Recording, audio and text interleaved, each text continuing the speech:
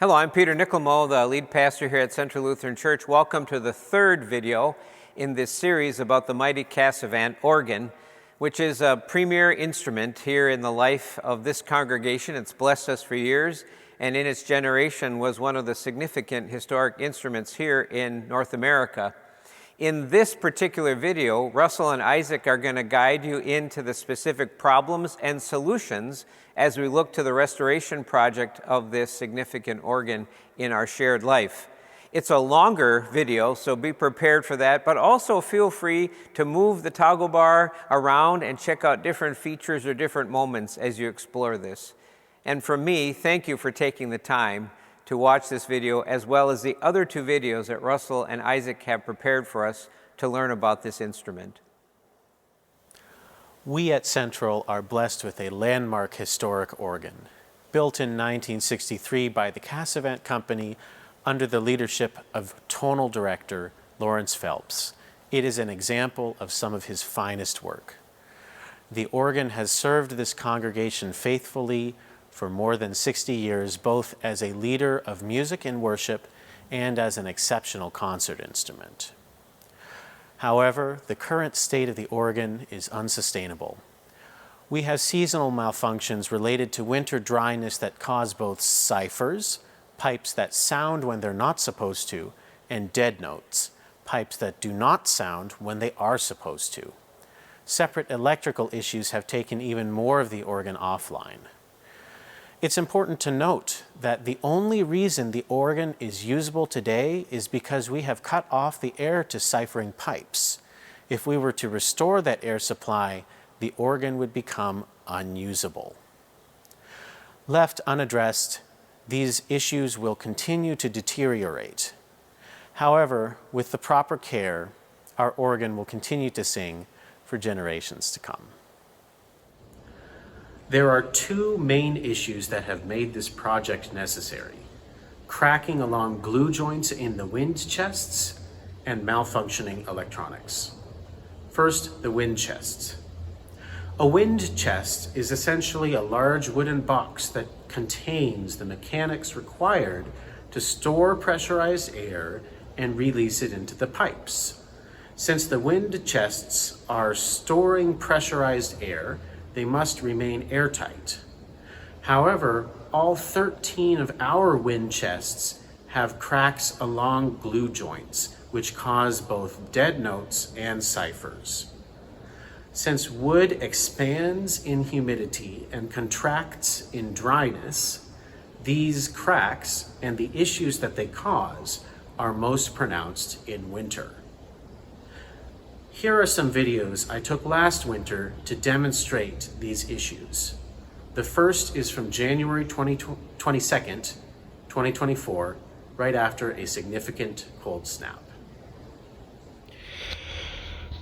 So now I'm going to show you some of the dead notes that we have here on the organ. Right now, most of them are up on this keyboard here, which is the same place that wheezing sound is coming from. So I'm just going to play a few notes on one of the stops on the third manual. So you see no sound.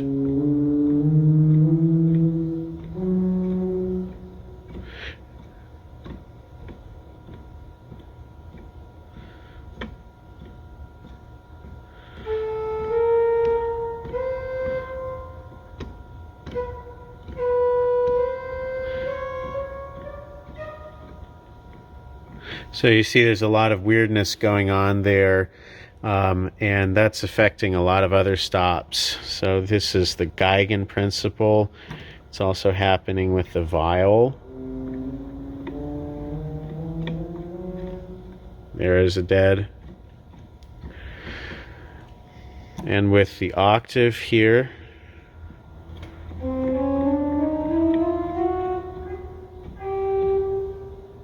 that one's trying, but it's not getting there.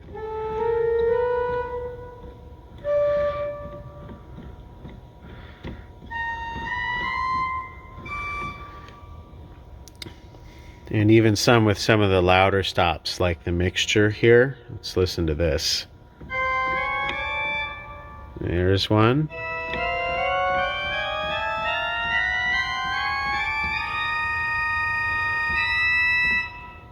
There's a dead one. Another one.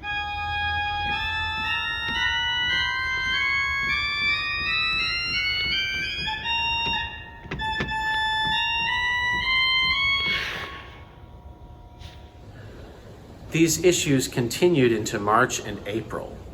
Here's a video from March 9th of Samuel Barber's Wondrous Love Variations based on the hymn tune of the same name.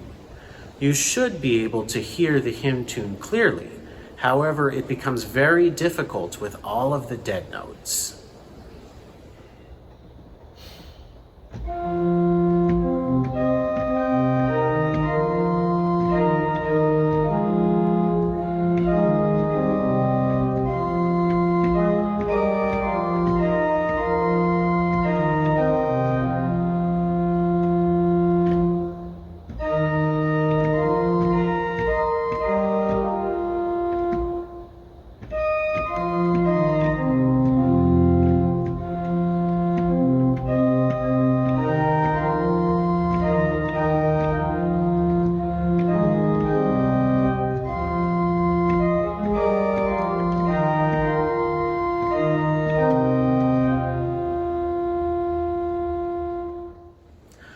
During a church service, it's unlikely that you will notice the dead notes to that extent because Henry and I work around the malfunctioning sounds.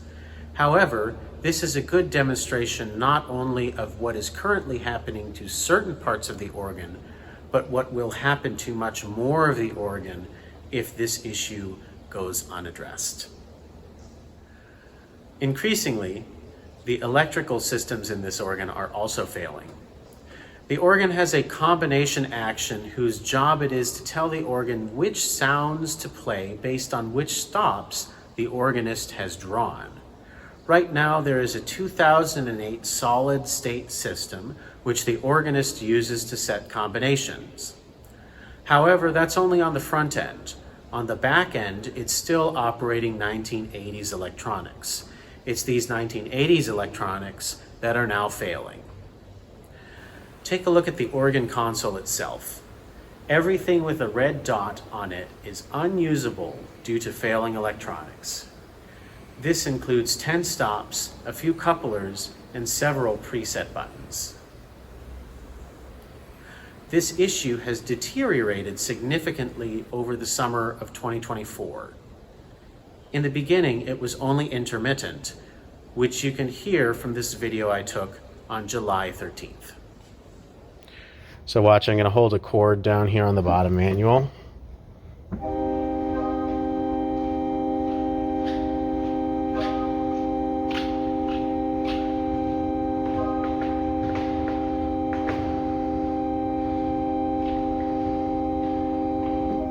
So I don't know if you heard that fluttering in and out. I'm going to show you it, another one up here on a different sound.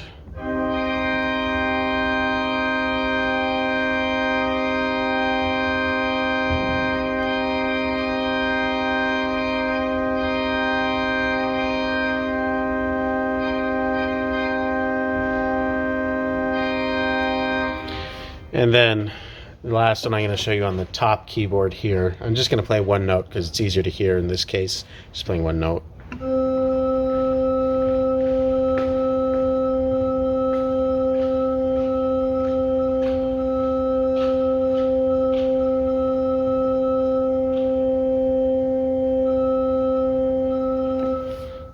That last one might be a little more difficult to hear because this is just a phone recording here. But all of those times, it should have just been, I hold down the chord and then it's completely constant. There shouldn't have been any fluttering because I was just holding down one chord. But you heard sometimes those sounds were fluttering in and out. So that's the electrical problem that we're talking about. So this makes it basically so those sounds aren't usable because you don't know if they're going to play or not. And if you're playing along, they'll cut in and out, and that can be kind of noticeable sometimes. So we kind of just have to, when this happens, just avoid those sounds, or else we run the risk of them cutting in and out just like you heard. Fast forward to August 12th. Here, I'm using pencils to hold down one note on every single keyboard and my foot to hold down a note on the pedal, and all of them are malfunctioning. I'm going to just, first of all, I'm going to pull out all of the things that don't work and turn on these stop tabs here. We'll go over here to the grate. That doesn't work. That doesn't work. And as I say, it used to be intermittent. Now it's more reliably just not working. And what I'm going to do is a really high-tech way to hold a key down. Stick a pencil in it. So you see now it's working, but it'll stop.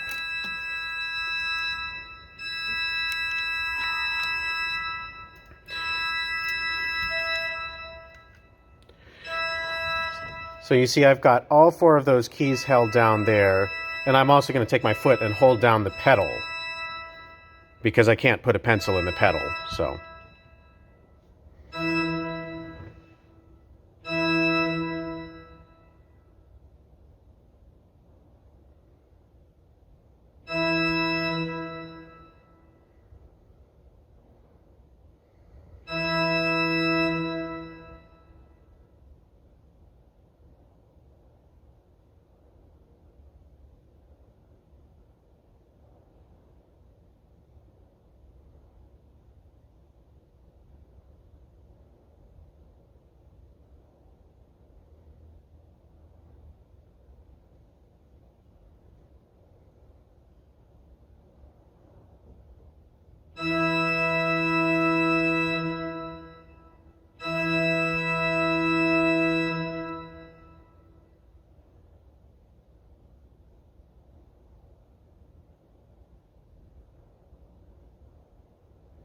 I'll let you listen for like 30 seconds more here, see what happens.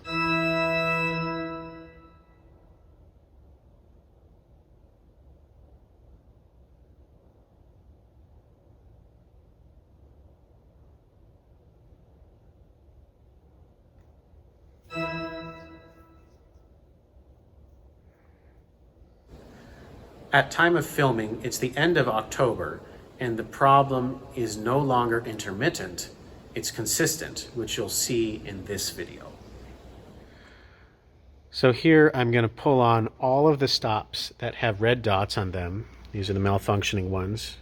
There, there, there. Then on to the other side. Here, there, these 2, and then here and there. And then I'm going to show you that these are now consistently malfunctioning, not just intermittently. So here's one of the keyboards. That should have sound on it right now, but you don't hear anything.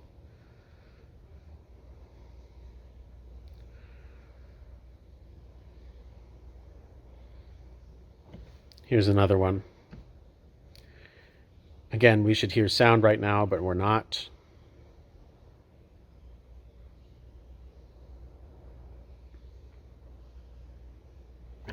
Here's another one up here.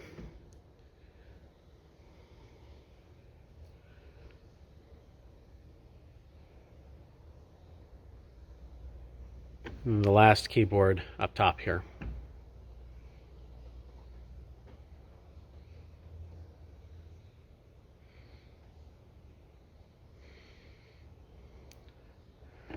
And then I'll show you the pedal board as well. So here's a pedal note.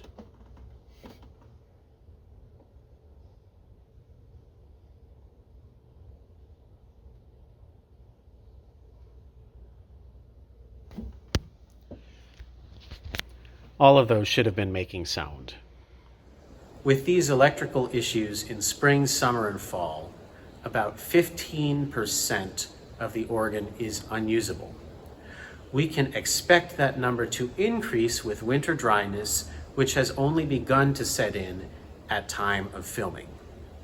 If this winter is similar to last year's, we can expect that about 25% of the organ will be unusable during that time with the combined electrical and wind chest issues. Here to explain the repair work that addresses these issues is our organ technician, Russell Drager. To address the cracks in the wind chests that Isaac mentioned, we are going to be replacing the wind chests entirely. The reason that we're going to be doing this is the new wind chest design will have far fewer moving parts and a much more simple mechanism.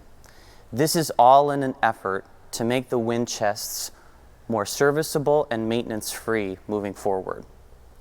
The current wind chests use what's called an electro-pneumatic design, where each of the valves underneath each pipe get their power from the air that the pipes use themselves.